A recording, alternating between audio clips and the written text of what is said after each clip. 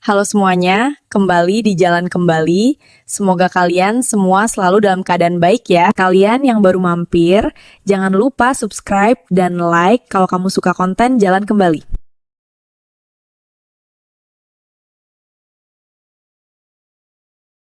Jangan mimpi kamu bakal dapat sepeser pun dari tanah ini. Ini urusanku. Mas Bimo membanting pintu brankas tepat di depan wajahku sambil tersenyum licik. Hatiku hancur berkeping-keping, melihat kakak kandungku sendiri tega berbuat securang ini demi harta. Padahal bapak baru saja meninggal 7 hari yang lalu.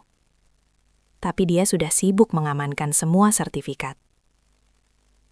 Aku cuma bisa diam mematung di ruang tengah sambil menahan air mata yang mendesak ingin keluar.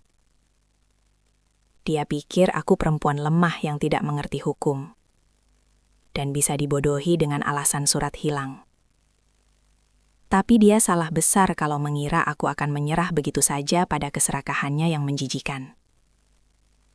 Diam-diam aku sudah menghubungi teman lama bapak yang ternyata menyimpan salinan asli wasiat terakhir. Perang dingin di antara kami baru saja dimulai. Dan aku bersumpah akan mengambil kembali hakku. Lihat saja nanti. Siapa yang akan menangis darah saat palu hakim akhirnya diketuk di pengadilan? Suasana rumah masih terasa sesak banget. Bau bunga melati dan dupa sisa tahlilan 7 harian Bapak masih menggantung tebal di udara. Bikin dadaku rasanya makin dihimpit batu besar. Tamu-tamu terakhir baru saja pamit, meninggalkan gelas-gelas air mineral yang berserakan dan karpet yang kusut. Sama kusutnya kayak pikiranku sekarang. Mataku bengkak parah karena seminggu ini air mata rasanya nggak mau berhenti ngalir. Apalagi kalau ingat senyum terakhir Bapak sebelum masuk ICU. Aku cuma duduk bersandar di tembok ruang tamu yang catnya mulai mengelupas, menatap kosong ke arah foto Bapak yang dikalungi bunga. Sementara badanku rasanya remuk redam setelah seharian meladeni tamu dan tetangga yang datang silih berganti buat ngucapin bela sungkawa. Rasanya pengen banget teriak atau lari dari kenyataan kalau sekarang aku benar-benar sendirian di dunia ini tanpa Bapak. Satu-satunya orang yang selalu jadi tamengku. Di sudut lain ruangan, kulihat Mas Bimo, kakak kandungku satu-satunya, malah kelihatan beda banget sama aku yang berantakan. Dia duduk di kursi jati kesayangan Baka dengan kaki disilang, pakai kemeja batik sutra yang kelihatannya mahal banget, rambutnya klimis disisir rapih ke belakang, sama sekali nggak kelihatan kayak orang yang baru kehilangan orang tua. Dia sibuk mainin HP mahalnya sambil sesekali senyum-senyum sendiri, entah chat sama siapa, padahal kuburan bapak tanahnya masih basah. Dari dulu Mas Bimo memang selalu jadi anak emas, si anak laki-laki kebanggaan yang katanya bakal nerusin nama keluarga. Makanya dia selalu dapat fasilitas wah, sementara aku harus banting tulang kerja kantoran dengan gaji pas-pasan, cuma buat bantu bayar listrik rumah ini. Tapi malam ini ada aura yang beda dari dia. Tatapan matanya tajam tapi licik, kayak ada rencana jahat yang lagi dia susun rapi di kepalanya. Aku mencoba bangun, ngelap keringat dingin di dahi. Niatnya mau beres-beres sisa kotak snack, biar besok nggak dikerubutin semut. Langkahku gontai menuju dapur, tapi telingaku menangkap suara gerasak-gerusuk dari arah ruang kerja Bapak yang letaknya di dekat tangga. Pintunya sedikit terbuka, dan cahaya lampu kuning remang-remang dari dalam bikin bayangan orang di dalamnya kelihatan jelas memanjang di lantai. Penasaran, aku jalan pelan-pelan banget, nahan nafas biar langkah kakiku nggak kedengeran. Karena setahuku Bapak selalu kunci ruangan itu, dan kuncinya cuma dipegang sama beliau semasa hidup. Jantungku mulai deg-degan kencang, takut ada maling yang manfaatin situasi rumah yang lagi rame buat nyolong barang-barang antik koleksi Bapak. Pas aku ngintip sedikit dari celah pintu, ternyata itu Mas Bimo. Dia lagi bongkar-bongkar laci meja kerja Bapak dengan gerakan kasar. Kertas-kertas berhamburan di lantai kayak sampah. Mukanya kelihatan panik, tapi antusias. Matanya liar nyari sesuatu di tumpukan dokumen-dokumen tua yang baunya apek termakan usia. Aku kaget banget. Refleks tanganku nutup mulut biar nggak teriak. Karena seingatku, Bapak paling marah kalau ada yang berani nyentuh meja kerjanya tanpa izin, bahkan Mas Bimo sekalipun. Kenapa dia harus ngelakuin ini diam-diam pas semua orang udah pulang? Kenapa nggak nunggu besok pagi, terus kita beresin bareng-bareng sebagai ahli waris yang sah? Pertanyaan-pertanyaan itu muter di kepalaku, bikin perutku mulas seketika. Memberanikan diri, aku dorong pintu itu pelan, sambil pura-pura baru lewat. Mas Bimo, lagi nyari apa kok berantakan banget? Tanyaku dengan suara serak, berusaha terdengar biasa aja. Mas Bimo langsung tersentak kaget. Badannya tegang seketika. Dan dia refleks nutup laci meja dengan keras, sampai suaranya menggema di ruangan sunyi itu. Dia balik badan natap aku dengan tatapan tajam. Wajahnya yang tirus dan kulitnya yang sawo matang, kelihatan merah padam karena kaget atau marah. Dia langsung berdiri tegak, berusaha nutupin meja kerja itu dengan badannya. Seolah-olah ada rahasia negara yang gak boleh aku lihat sedikit pun. Kamu ngagetin aja sih, Dek. Enggak, ini Mas cuma lagi nyari kwitansi pembayaran rumah sakit kemarin. Takutnya keselip. Jawabnya gugup. Tapi matanya nggak berani natap mataku langsung. Malah jelalatan kesana kemari. Alasan yang aneh banget pikirku. Karena jelas-jelas semua urusan administrasi rumah sakit udah aku yang lunasin pakai tabunganku sendiri. Karena Mas Bimo bilangnya lagi nggak ada cash waktu itu. Aku cuma ngangguk pelan, pura-pura percaya biar nggak memancing keributan di malam yang masih berduka ini. Tapi instingku sebagai perempuan langsung ngasih sinyal bahaya yang kencang banget. Ada yang nggak beres. Mas Bimo pasti lagi nyari sesuatu yang jauh lebih berharga daripada sekadar kwitansi rumah sakit. Mas, soal biaya tahlilan sama pelunasan makam, tabunganku udah menipis banget loh. Mungkin kita bisa cek tabungan Bapak atau aset lain buat gantiin uangku dulu. Pancingku pelan, sambil berharap dia punya sedikit empati.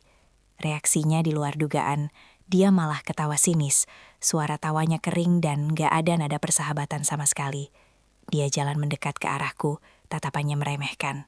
Kamu itu ya, Bapak baru meninggal udah ngitungin duit. Tenang aja, semua aset Bapak biar Mas yang urus. Kamu perempuan, gak usah pusing mikirin ginian, nanti malah ditipu orang. Tugasmu cuma doa aja. Kata-katanya nusuk banget di hati, seolah-olah aku ini anak kecil bodoh yang gak ngerti apa-apa soal keuangan. Setelah ngomong gitu, Mas Bimo langsung nyelonong keluar ruangan, sambil nepuk bahuku kasar, ninggalin aku yang masih patung di ambang pintu. Bau parfumnya yang menyengat bikin aku mual, campuran bau rokok mahal dan ambisi yang busuk. Aku masuk ke ruangan itu, ngeliat kekacauan yang dia buat. Dokumen-dokumen penting kayak ijazah sekolahku, akte kelahiran, sampai surat-surat tagihan listrik lama berserakan gak karuan. Tapi mataku tertuju pada satu hal yang ganjil. Kotak berangkas kecil di pojok lemari yang biasanya selalu tertutup kain batik, sekarang kainnya tersingkap dan pintunya sedikit renggang. Bapak selalu nyimpen hal paling berharga di situ. Dan Bapak pernah bilang, kuncinya dia simpen di tempat rahasia yang cuma aku yang tahu kalau ada keadaan darurat. Tanganku gemetar hebat pas nyoba buka pintu berangkas itu, lebih lebar. Rasanya kayak mau buka kotak Pandora yang bakal ngubah hidupku selamanya. Pikiranku udah traveling kemana-mana, membayangkan sertifikat tanah rumah ini, tanah kebun di kampung, dan surat-surat berharga lainnya masih aman tersimpan di sana. Aku ingat banget setahun lalu Bapak pamerin map merah tebal sambil bilang, "Ini buat masa depan kalian berdua, dibagi rata ya, Nduk." Suara Bapak terngiang-ngiang jelas di telingaku. Bikin air mataku mau jatuh lagi karena kangen dan takut sekaligus. Aku tarik napas panjang, berdoa dalam hati semoga kecurigaanku sama Mas Bimo cuma karena aku lagi emosional aja. Tapi pas pintu berangkas itu terbuka lebar, duniaku rasanya runtuh detik itu juga. Kosong, melompong. Gak ada map merah, gak ada tumpukan sertifikat, bahkan perhiasan peninggalan ibu yang dulu Bapak simpan di situ juga raib tak berbekas. Yang tersisa cuma debu tipis dan selembar amplop kosong yang udah disobek kasar. Kakiku lemes banget sampai aku harus pegangan pinggiran meja biar nggak ambruk ke lantai. Jadi suara gerasak-gerusuk tadi bukan nyari kwitansi. Tapi Mas Bimo udah ngejarah harta bapak bahkan sebelum tanah kuburannya kering. Darahku mendidih. Rasa sedihku berubah jadi amarah yang meluap-luap.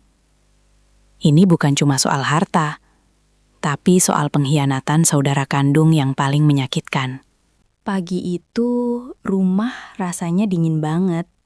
Bukan karena AC, tapi karena perang dingin yang mulai terasa antara aku sama Mas Bimo. Aku mutusin buat nggak langsung ngelabrak dia soal brankas kosong semalam. Percuma, dia pasti bakal ngeles kayak bajak. Lagian aku butuh bukti yang lebih kuat daripada cuma tuduhan tangan kosong. Aku bangun lebih pagi. Mata masih sembab dan berat. Nyiapin kopi buat dia kayak biasa. Pura-pura jadi adik yang penurut. Mas Bimo keluar kamar dengan wajah segar. Rambutnya basah habis mandi. Bersiul-siul kecil seolah nggak ada beban dosa sama sekali. "Kopi, Dek? Tumben rajin?" sindirnya. Sambil nyeruput kopi hitam buatanku tanpa rasa bersalah. Bikin aku pengen nyiram itu kopi ke mukanya biar sadar. "Mas, hari ini aku mau ke bank ngecek rekening Bapak buat urus penutupan akun. Mas bisa temenin?" Tanyaku datar, sambil oles selai roti tawar. Mataku nyuri pandang ke ekspresi mukanya. Tangan Mas Bimo yang lagi pegang cangkir kelihatan berhenti sebentar di udara. Matanya berkedip cepat 2 kali.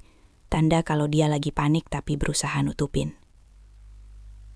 "Aduh, Dek, hari ini Mas sibuk banget, ada meeting proyek baru. Kamu sendiri aja ya. Lagian ribet urus administrasi bank itu. Mending nunggu Mas longgar aja minggu depan." Jawabnya cepat. Alasannya klise banget. "Proyek apa? Setauku kerjaan dia cuma serabutan gak jelas. Kadang jadi maklar tanah, kadang ikut MLM. Gak pernah ada yang tetap." Makin curiga, aku nekat berangkat sendiri ke bank tempat Bapak biasa nabung. Jalanan macet parah, bikin kepalaku makin pening. Ditambah lagi suara klakson angkot yang saut-sautan bikin emosi makin naik. Sampai di bank, setelah antre berjam-jam dan debat alot sama CS soal surat kuasa, akhirnya aku bisa dapat info mutasi rekening Bapak. Jantungku rasanya mau copot pas lihat saldo terakhir. Sisa Rp500.000. Padahal sebulan lalu Bapak bilang ada dana pensiun yang cair puluhan juta buat renovasi rumah. "Mbak, ini ada penarikan besar 3 hari lalu via ATM dan transfer mobile banking," kata Mbak CS-nya sambil nunjukin print out buku tabungan. Tanggalnya pas banget hari Bapak meninggal. Siapa lagi yang tahu PIN Bapak kalau bukan orang rumah? Pulang dari bank, badanku lemes kayak jeli. Aku mampir ke warung Bu Tejo di depan komplek buat beli minum. Tenggorokanku kering banget nahan marah. Neng Sari, turut berduka cita ya. Kasian bapakmu, orang baik." Sapa Bu Tejo sambil ngelap meja warung. Aku cuma ngangguk lemah. "Makasih, Bu." Tapi tiba-tiba Bu Tejo nyeletuk lagi dengan nada berbisik. Khas ibu-ibu komplek yang tahu segala gosip. "Tapi ya, Neng, itu masmu, si Bimo. Kemarin ibu lihat dia bawa notaris ke rumah pas kamu lagi di rumah sakit nungguin jenazah Bapak. Cepet banget ya ngurus surat-suratnya, padahal masih berkabung gitu." Dek, darahku rasanya berhenti ngalir. Notaris, pas aku lagi nangis-nangis di kamar jenazah, kurang ajar banget. Informasi dari Bu Tejo itu kayak kepingan puzzle terakhir yang melengkapi dugaanku. Mas Bimo bukan cuma nyuri uang di ATM, tapi dia lagi berusaha balik nama aset-aset Bapak di belakangku. Aku langsung lari pulang, gak peduli panas terik matahari yang nyengat kulit. Sampai di rumah, aku langsung masuk ke kamar Mas Bimo yang kebetulan gak dikunci. Bau rokok apek dan parfum menyengat langsung nusuk hidung. Kamarnya berantakan banget. Baju kotor numpuk di kursi, bekas bungkus makanan di lantai. Aku bongkar lemari pakaiannya, ngecek saku-saku celana jeansnya. Berharap nemuin petunjuk. Tanganku gemetar pas nemuin selembar kertas yang diremas-remas di dasar keranjang sampah kamar Mas Bimo.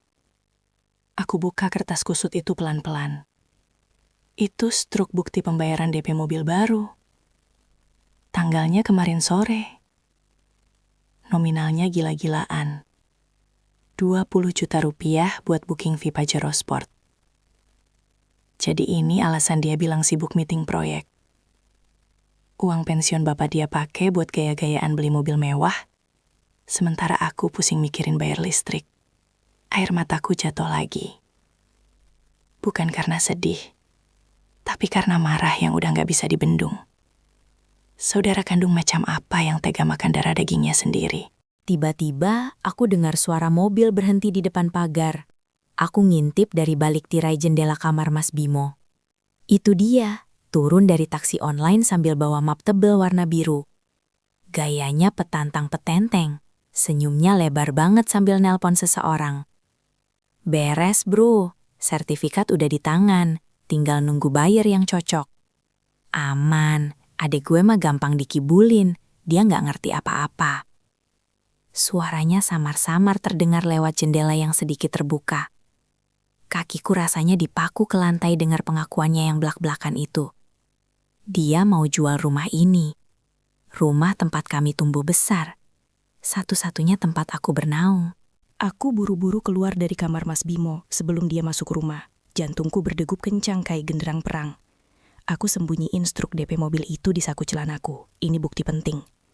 Aku lari ke kamar mandi, cuci muka biar nggak kelihatan habis nangis. Lalu duduk di ruang tengah, pura-pura nonton TV. Mas Bimo masuk sambil bersiul lagi. Map biru itu dia kempit erat di ketiaknya. Loh, udah pulang dari bank? Gimana? Ribet kan kata Mas juga apa? Sindirnya sambil lalu, langsung mau masuk ke kamarnya. Mas, panggilku dingin. Suaraku bergetar, tapi aku berusaha tegas. Mas Bimo berhenti, noleh sedikit dengan muka malas. Apalagi sih? Mas capek nih mau istirahat. Dia kelihatan gak sabaran. Aku berdiri, natap dia tajam. Tadi Bu Tejo bilang, pas aku di rumah sakit, Mas bawa notaris ke sini. Ngapain Mas? Tanyaku to the point. Wajah Mas Bimo langsung berubah pucat pasi, kayak maling ayam yang ketangkap basah. Matanya melotot, map biru di ketiaknya hampir jatuh. Hah? Bu Tejo itu kan tukang gosip. Ngapain kamu dengerin? Itu teman Mas, cuma main doang? Elaknya gagap. Keringat dingin mulai muncul di pelipisnya. Temen main kok bawa map notaris? Terus uang di rekening bapak kemana mas? Kenapa kosong lompong? Cecarku lagi, nggak ngasih dia napas. Mas Bimo makin panik. Mukanya merah padam antara malu dan marah. Dia maju selangkah ke arahku. Jari telunjuknya nuding muka aku kasar. Kamu jangan nuduh sembarangan ya. Kamu itu nggak tahu apa-apa soal utang bapak. Uang itu habis buat bayar utang bapak ke rentenir. Kamu tahu apa, hah? Taunya cuma minta duit doang. Bentaknya keras, suaranya menggema di seluruh rumah. Bohong, bapak nggak pernah punya utang sepeser pun. Bapak orangnya paling anti riba. Aku tahu dia bohong. Dan sekarang, topeng kakak baiknya benar-benar udah copot di depanku. Bentakan Mas Bimo masih terngiang di telingaku, menyisakan dengung panjang yang bikin kepala nyut-nyutan. Dia langsung membanting pintu kamarnya dan menguncinya rapat-rapat setelah pertengkaran itu, meninggalkan aku sendirian di ruang tengah yang makin terasa mencekam. Aku tahu dia bohong soal utang rentenir. Bapak itu orangnya teliti banget soal keuangan. Setiap pengeluaran sekecil beli paku pun dicatat di buku kas kecilnya. Nggak mungkin bapak punya utang besar tanpa pernah cerita atau ninggalin catatan.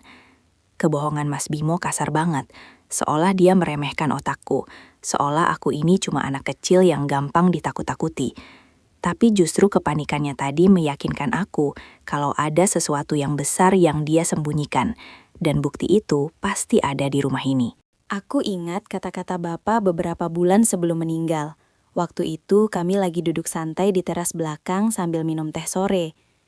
Duk, kalau suatu saat bapak nggak ada, dan kamu bingung nyari pegangan, coba kamu lihat lukisan panen raya di ruang tamu itu. Bapak suka lukisan itu bukan cuma karena gambarnya bagus, tapi karena di baliknya ada harapan. Waktu itu aku cuma anggap itu filosofi orang tua biasa, tapi sekarang kalimat itu kayak petunjuk harta karun yang baru aku sadari maknanya.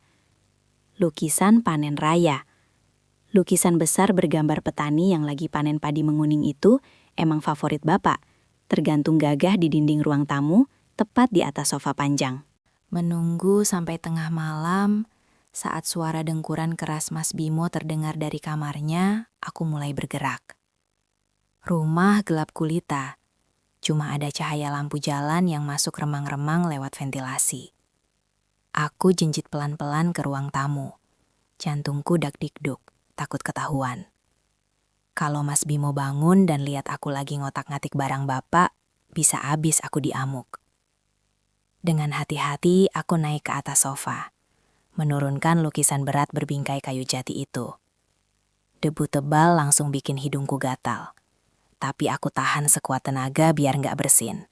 Di balik lukisan itu, ternyata ada rongga kecil di tembok yang tertutup triplek yang dicat sama persis dengan warna dinding. Pinter banget bapak nyembunyiin ini. Dengan jari gemetar, aku congkel triplek itu pakai ujung kunci motor. Dan benar saja, di dalamnya ada sebuah amplop coklat besar yang dilakban rapat. Tanganku dingin banget pas megang amplop itu. Rasanya kayak megang nyawa bapak sendiri. Aku bawa amplop itu ke kamarku, kunci pintu, dan nyalain lampu tidur biar nggak terlalu terang keluar. Aku buka lakbannya pelan-pelan, takut ngerobek isinya. Isinya bikin aku melongo dan langsung banjir air mata. Bukan uang, tapi surat wasiat tulisan tangan bapak yang sah, lengkap dengan materai dan tanda tangan notaris Pak Haryo, teman lama bapak. Di situ tertulis jelas, rumah dan tanah ini diwariskan sepenuhnya kepada anak perempuanku, Sari, sebagai tempat tinggal dan usaha. Bimo sudah mendapatkan bagiannya, berupa modal usaha toko material tahun 2020 yang sudah dijualnya habis. Ya Allah, jadi selama ini Mas Bimo sudah dapat bagian, dan dia habisin semuanya. Pantas saja dia ngincar rumah ini. Dan yang lebih bikin syok, ada salinan sertifikat tanah yang asli di situ. Ternyata yang diambil Mas Bimo di brankas itu mungkin sertifikat duplikat atau surat-surat lain, karena Bapak sudah memprediksi keserakahan anaknya sendiri. Tapi tunggu, ada satu lagi kertas terselip di paling bawah. Surat perjanjian utang piutang, atas nama Bimo. Tertanggal 2 tahun lalu. Mas Bimo pinjam uang ke Bapak sebesar 200 juta dengan jaminan bagian warisan masa depannya. Jadi secara hukum, Mas Bimo udah nggak punya hak apa-apa lagi atas rumah ini. Bapak benar-benar jenius. Beliau tahu persis kelakuan anak laki-lakinya dan nyiapin pengaman buat aku. Rasanya campur aduk, antara lega karena masa depanku selamat, tapi juga hancur karena sadar betapa Bapak sebenarnya kecewa berat sama Mas Bimo sampai harus bikin skenario begini. Tiba-tiba, HP-ku bergetar. Ada notifikasi masuk dari aplikasi e-commerce di HP Bapak yang masih aku pegang buat kenang-kenangan. Pembayaran berhasil.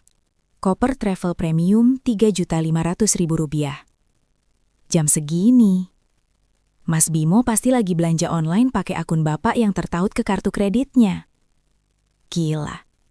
Dia benar-benar mau nguras habis semuanya sebelum kabur. Aku cek riwayat pesanan. Ternyata dia juga beli tiket pesawat ke Bali untuk 2 orang. Penerbangan besok sore. Dia mau kabur bawa lari hasil jual aset Bapak. Darahku mendidih sampai ke ubun-ubun. Gak bisa dibiarin lagi. Kalau aku diem sampai besok pagi, dia bakal pergi. Dan sertifikat yang dia pegang, meski mungkin palsu atau duplikat, bisa disalahgunakan buat nipu orang lain. Aku harus bertindak sekarang. Tapi aku gak bisa sendiri. Tenaga Mas Bimo jauh lebih kuat dari aku. Aku butuh bantuan hukum. Aku butuh backup.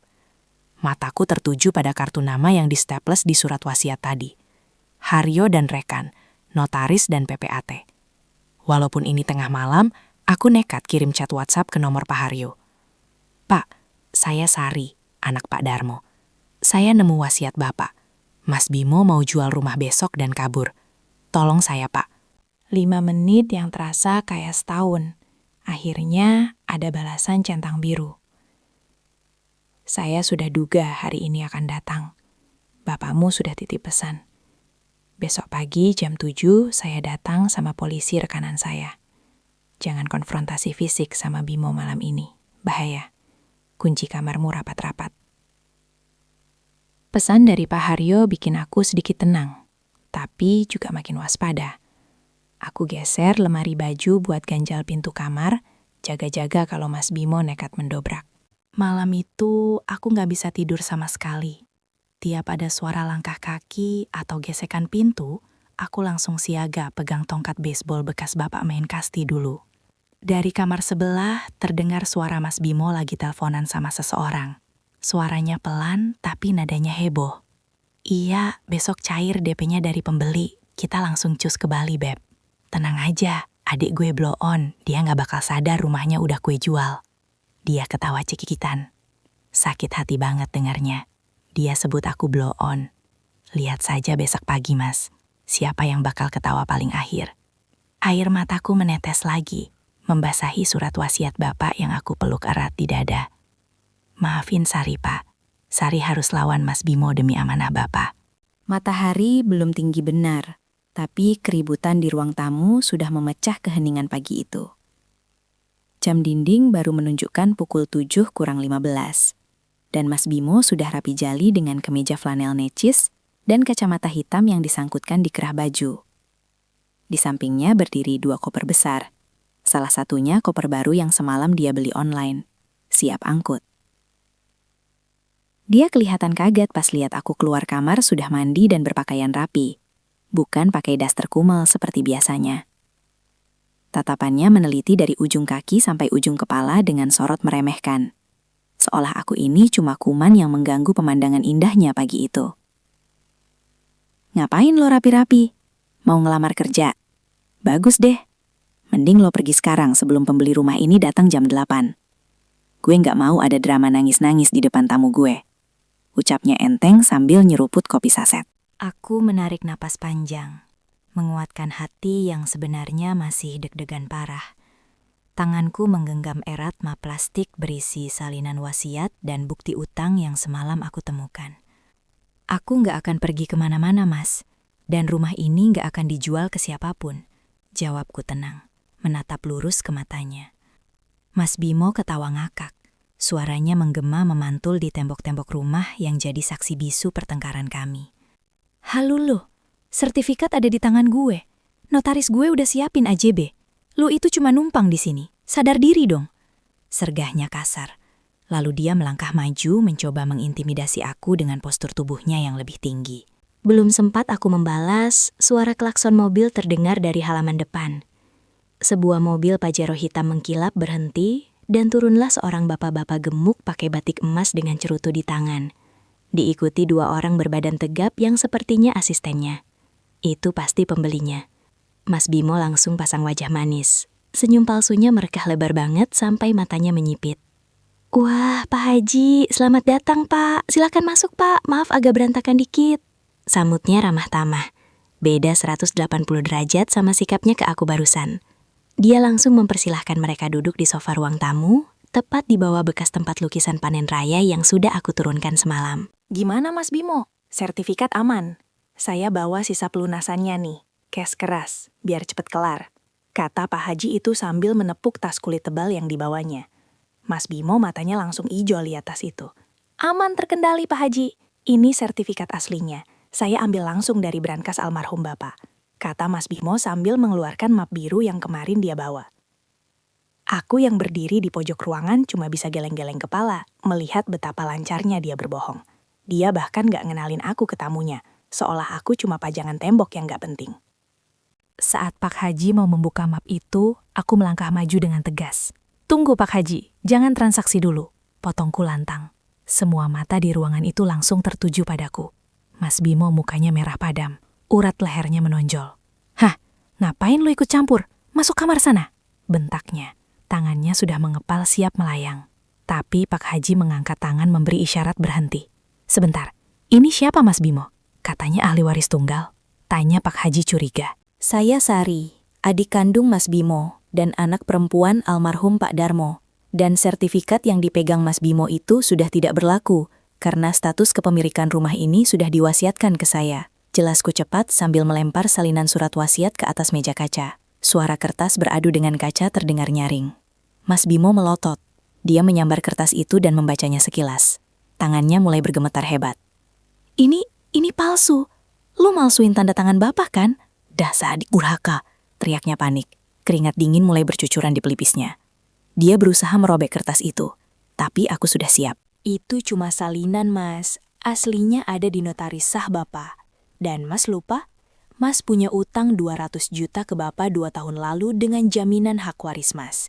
Ini buktinya, kataku lagi, sambil menunjukkan surat perjanjian utang yang ada tanda tangan dia di atas materai. Wajah Mas Bimo berubah pucat pasi, seperti mayat hidup. Mulutnya ternganga, tapi nggak ada suara yang keluar. Skakmat. Dia nggak nyangka aku bakal nemuin dokumen rahasia itu. Pak Haji yang melihat situasi makin kacau langsung berdiri, mukanya masam.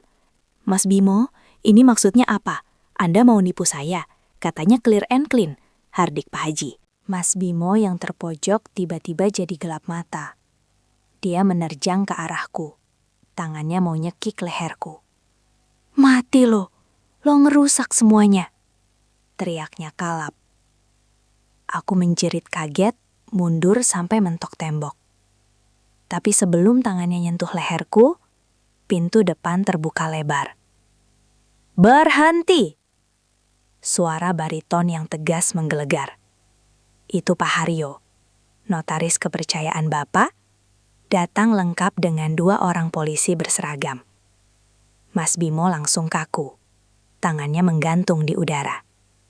Nyalinya yang tadi setinggi langit, langsung ciut seketika lihat seragam coklat itu. Saudara Bimo, saya Hayo, kuasa hukum almarhum Pak Darmo. Anda dilaporkan atas dugaan percobaan penggelapan aset dan pemalsuan dokumen. Kata Pak Haryo tenang tapi menusuk, sambil berjalan masuk dengan wibawa yang bikin seisi ruangan hening. Pak Haryo mengambil map biru dari tangan Mas Bimo yang lemas, membukanya, dan tersenyum sinis. Sertifikat ini duplikat pelaporan hilang tahun 2018 yang sudah dibatalkan, karena yang asli ditemukan. Bapakmu sengaja simpan ini di brankas buat ngetes kejujuranmu, Bim. Dan ternyata benar, kamu gagal total. Pak Haji langsung nyambar tas duitnya. Wah, gila nih orang. Untung saya belum bayar. Balikin DP saya 50 juta, sekarang juga. Kalau enggak, saya laporin juga pasal penipuan. Mas Bimo ambruk ke lantai. Kakinya lemes kayak nggak ada tulang. Dia nengok ke aku dengan tatapan memelas. Dek, tolong Mas Dek. Mas hilaf. Suaranya bergetar mau nangis. Tapi hatiku sudah beku. Aku cuma natap dia datar. Mas bukan hilaf, Mas serakah. Dan sekarang Mas harus bayar harganya. Polisi mulai mendekat. Memborgol tangan Mas Bimo yang gemetaran. Di depan koper-koper liburannya yang sekarang cuma jadi saksi bisu kegagalan rencananya. 2 tahun sudah berlalu sejak drama pengusiran itu, tapi rasanya baru kemarin aku melihat Mas Bimo diseret polisi keluar dari rumah ini. Suasana rumah peninggalan Bapak sekarang sudah berubah total. Gak ada lagi hawa suram atau sisa-sisa pertengkaran yang bikin dadaku sesak tiap kali pulang kerja. Ruang tamu yang dulu hampir jadi saksi bisu transaksi jual beli ilegal itu, sekarang sudah aku sulap jadi galeri kecil untuk memajang koleksi batik tulis usahaku yang mulai ramai pesanan. Wangi dupa dan bunga melati yang dulu identik dengan suasana duka, kini berganti dengan aroma lilin terapi lemon yang segar, menandakan kehidupan baru yang aku bangun dengan susah payah dari nol. Lukisan panen raya kesayangan Bapak masih tergantung gagah di posisi yang sama, seolah menjadi penjaga setia yang mengawasi aku dari atas sana dengan senyum bangga. Setiap kali aku merasa lelah mengurus pembukuan atau menghadapi komplain pelanggan yang rewel, aku cuma perlu mendongak menatap lukisan itu sebentar untuk kembali merasa kuat. Di balik lukisan itulah Bapak menyelamatkan masa depanku. Dan di depan lukisan itu jugalah aku belajar bahwa kejujuran itu memang pahit di awal, tapi manis di akhir. Aku sering membatin, Pak, Sari berhasil jagain rumah ini. Sari nggak ngecewain Bapak kan? Tentang Mas Bimo, kabar terakhir yang aku dengar dari Pak Haryo sungguh mengenaskan dan jauh dari gaya hidup mewahnya dulu. Dia baru saja bebas bersyarat bulan lalu setelah mendekam di penjara karena kasus penipuan berlapis. Ternyata korbannya bukan cuma aku dan Pak Haji, tapi ada puluhan orang lain yang tertipu investasi bodongnya. Uang hasil jual toko material yang dulu Bapak berikan sebagai modal, semuanya ludes tak bersisa untuk membayar ganti rugi para korban dan biaya pengacara yang mahal. Pacar cantiknya yang dulu dia banggakan setengah mati itu langsung kabur begitu tahu Mas Bimo bangkrut, membawa lari sisa perhiasan yang sempat dia belikan. Sore ini hujan turun rintik-rintik membasahi halaman, membuat suasana jadi agak melankolis saat aku sedang sibuk mengecek stok kain di teras. Tiba-tiba, bel pagar berbunyi pelan, nyaris tak terdengar tertutup suara hujan yang makin deras. Aku mengintip dari balik jendela kaca nako, dan jantungku sempat berhenti berdetak sebentar karena kaget. Di luar pagar besi yang terkunci rapat, berdiri sosok laki-laki kurus kering yang membiarkan tubuhnya diguyur hujan tanpa payung. Dia berdiri mematung, sambil memegang pagar dengan tangan yang gemetar kedinginan. Penasaran bercampur waspada, aku mengambil payung dan berjalan mendekat ke arah pagar tanpa membukanya. Saat jarak kami semakin dekat, barulah aku sadar siapa sosok menyedihkan di depanku ini. Itu Mas Bimo, tapi kondisinya benar-benar bikin pangling, sampai aku hampir nggak mengenalinya. Kulitnya yang dulu terawat, kini kusam dan hitam terbakar matahari. Rambutnya gondrong acak-acakan dan mulai memutih, serta matanya cekung dengan lingkaran hitam yang dalam. Baju yang dipakainya cuma kaos oblong lusuh yang sudah bolong di bagian bahu, dan celana jeans yang warnanya sudah pudar termakan usia. "Dek, Sari," panggilnya dengan suara parau yang nyaris hilang ditelan suara hujan. Dia mengangkat wajahnya pelan, menatapku dengan tatapan yang campur aduk antara malu, takut, dan penuh harap. "Mas cuma mau minta maaf, Dek. Mas benar-benar nyesel seumur hidup Mas. Mas sekarang gak punya siapa-siapa lagi. Teman-teman Mas ngejauh semua pas Mas susah." Air matanya mulai meleleh bercampur dengan air hujan di pipinya yang tirus. "Boleh nggak Mas numpang tidur di gudang belakang aja? Mas janji bakal kerja apa aja. Jadi tukang kebun atau bersih-bersih juga nggak apa-apa. Asal dikasih makan." Mendengar permohonannya yang begitu merendah, hatiku sempat berdesir nyeri karena rasa iba yang muncul tiba-tiba. Bagaimanapun juga, dia adalah kakak kandungku, darah daging yang sama yang pernah tumbuh besar bersama di rumah ini. Ingatan masa kecil saat dia mengajariku naik sepeda sempat melintas di kepala, membuat pertahananku sedikit goyah. Rasanya nggak tega melihat saudara sendiri terlunta-lunta di jalanan seperti pengemis yang nggak punya harga diri. Apakah aku terlalu jahat kalau membiarkannya kedinginan di luar sana, sementara aku tidur nyenyak di dalam rumah yang hangat? Tapi kemudian, bayangan kejadian 2 tahun lalu kembali berputar jelas di kepalaku, seperti film horor. Aku ingat betul tapapan bengisnya saat dia mau mencekik leherku. Aku ingat kata-katanya yang menyebutku bodoh, dan aku ingat betapa teganya dia mau menjual satu-satunya tempat bernaungku demi gaya hidupnya sendiri. Bapa pernah berpesan di surat wasiatnya, "Kebaikan tanpa ketegasan itu adalah kelemahan, Duk. Jangan biarkan orang yang sudah berniat jahat padamu punya kesempatan kedua untuk menghancurkanmu lagi." Memberinya tumpangan sama saja dengan membuka luka lama dan mengundang bahaya masuk kembali ke dalam hidupku yang sudah tenang. Aku menarik napas panjang, memantapkan hati untuk bersikap tegas demi kewarasanku sendiri. "Maaf, Mas. Pintu rumah ini sudah tertutup buat Mas sejak Mas berniat menjualnya diam-diam dan mencelakai aku." Jawabku dengan suara yang tenang namun tegas, tanpa membuka gembok pagar. Mas Bimo langsung menangis sesenggukan. Bahunya terguncang hebat. Kakinya lemas hingga dia tertuduk di aspal basah. "Terus Mas harus kemana, Dek? Mas nggak punya tujuan." Ratapnya memilukan. Aku tidak menjawab pertanyaannya. Karena itu bukan lagi tanggung jawabku. Aku merogoh saku dasterku, mengeluarkan sebuah amplop berisi uang tunai hasil laba penjualan minggu ini yang lumayan tebal. Aku menyelipkan amplop itu lewat celah pagar besi agar tidak basah terkena hujan. "Ini buat modal Mas cari kos-kosan dan makan seminggu ke depan. Setelah itu, Mas harus usaha sendiri. Bapak sudah pernah kasih Mas modal besar dan Mas sia-siakan. Sekarang saatnya Mas belajar berdiri di kaki sendiri, dari nol. Anggap ini bantuan terakhir dari aku." Mas Bimo mengambil amplop itu dengan tangan gemetar, menatapku nanar seolah sadar bahwa dia benar-benar telah kehilangan segalanya, termasuk kepercayaan adiknya. Aku berbalik badan, masuk kembali ke dalam rumah dan mengunci pintu rapat-rapat, meninggalkan masa lalu yang basah di luar pagar.